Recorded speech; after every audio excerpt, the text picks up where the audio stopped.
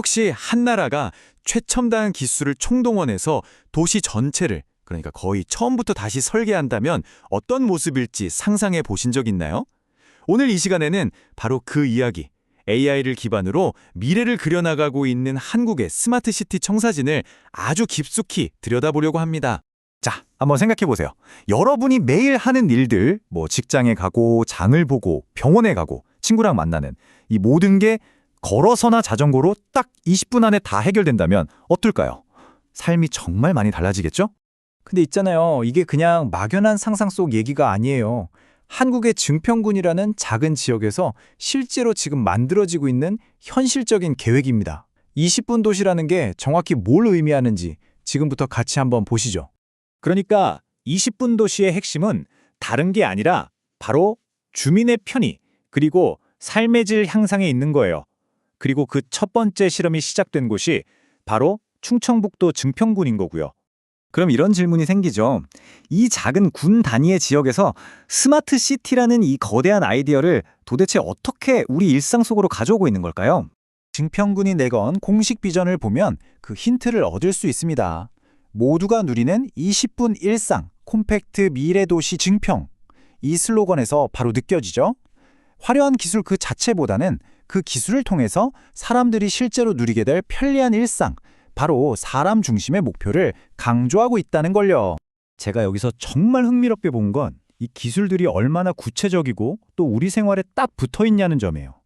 예를 들면 이런 거죠. 그냥 막연한 기술이 아니라 내가 스마트 버스 종료장에서 버스를 편하게 기다리고 스마트폰 앱으로 텅 빈 주차 공간을 바로 찾고 또 아이들이 스마트 횡단보도로 안전하게 길을 건너는 것.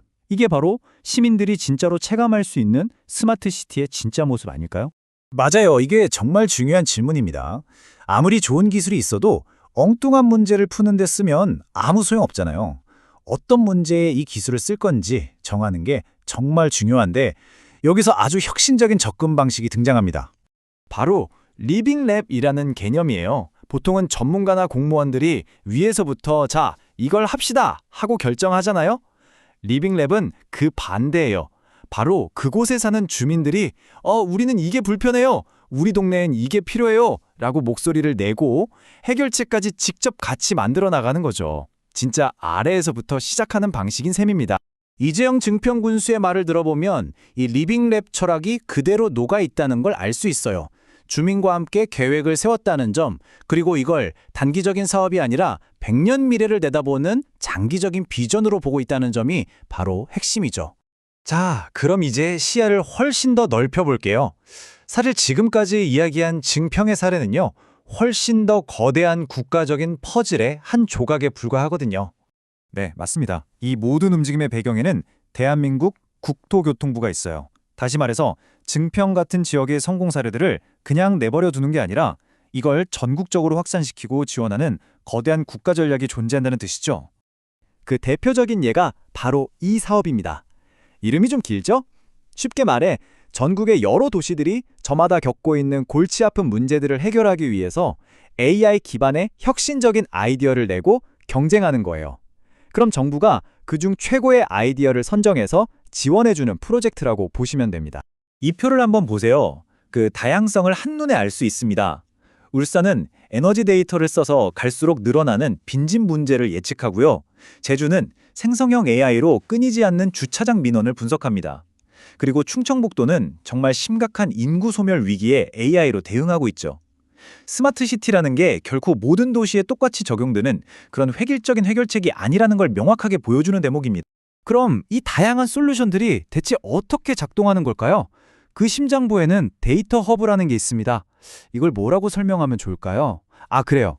마치 우리 몸의 뇌나 중앙신경망처럼 도시의 모든 정보를 한데 모으고 분석하는 아주 중요한 역할을 하는 곳이라고 생각하시면 딱 맞습니다. 이 데이터 허브가 일하는 방식은 크게 이 세 단계로 나눌 수 있어요. 아주 간단합니다.